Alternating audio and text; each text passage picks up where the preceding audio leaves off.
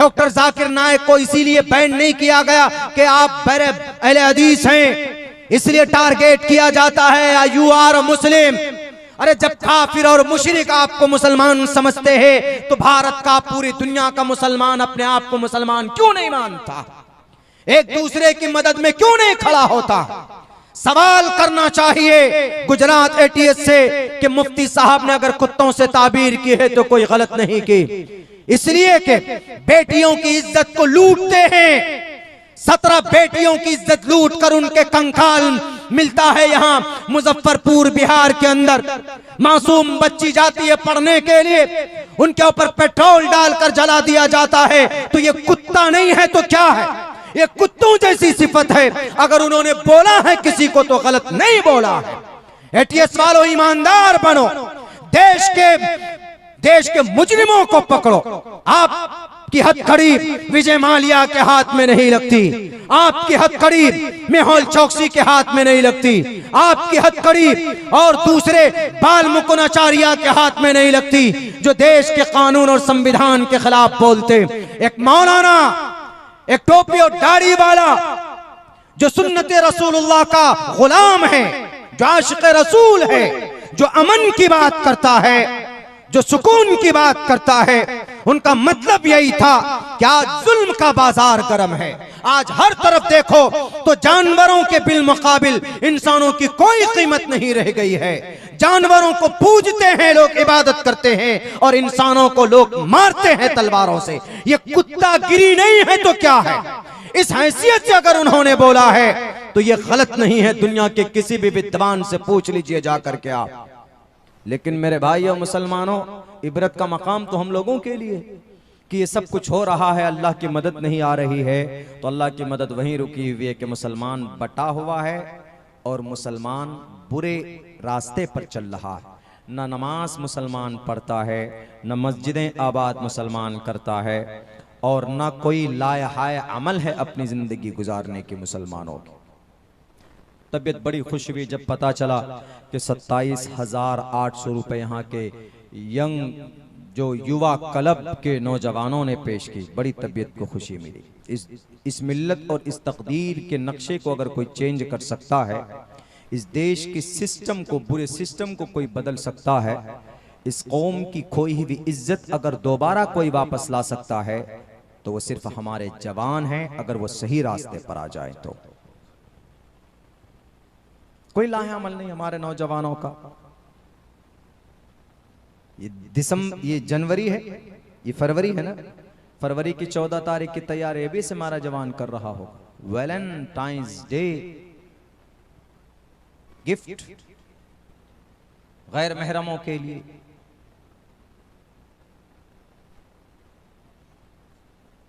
शरीयत के खिलाफ काम करने में हमारे कुछ नौजवान आगे रहते हैं।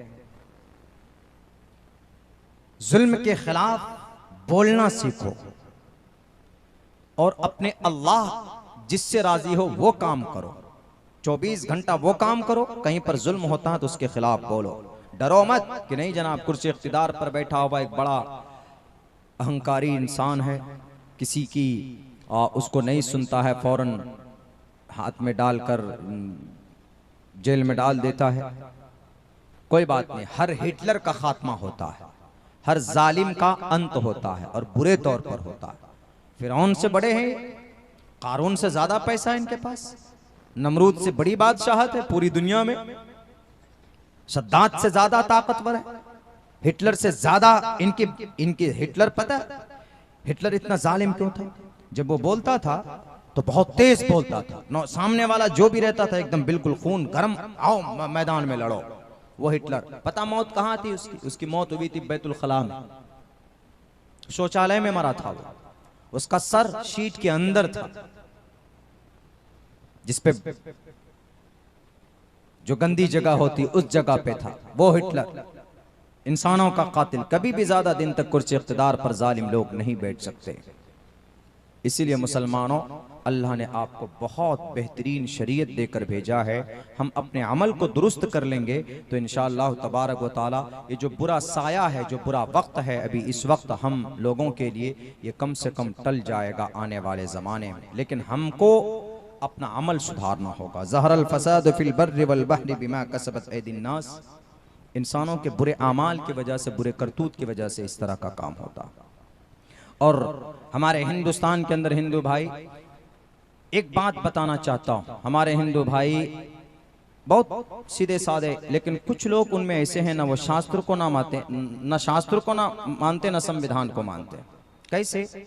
जैसे अभी राम लल्ला का क्या हुआ, वो क्या बोलते हैं उसको, प्राण प्रतिष्ठा। प्राण प्रतिष्ठा हुआ। प्राण प्रतिष्ठा का मतलब जब होता है जब मंदिर बनकर तैयार हो जाए, पूरा एकदम, कहीं कोई जगह वो ना हो। अगर अधूरे मंदिर में अगर प्राण प्रतिष्ठा करेंगे तो बकौले शंकराचार्य, चारि शंकराचार्य हैं, उस मूर्ति की प्राण प्रतिष्ठा नहीं हो सकती। प्राण प्रतिष्ठा का मतलब रूह को, आत्मा को मूर्ति में डालना। प्राण प्रतिष्ठा का यही मतलब होता है। तो जिंदा होना चाहिए। तो बाबरी मस्जिद में राम लल्ला क्यों नहीं जिंदा हुए? प्राण प्रतिष्ठा हो गया तो जिंदा ही नहीं है।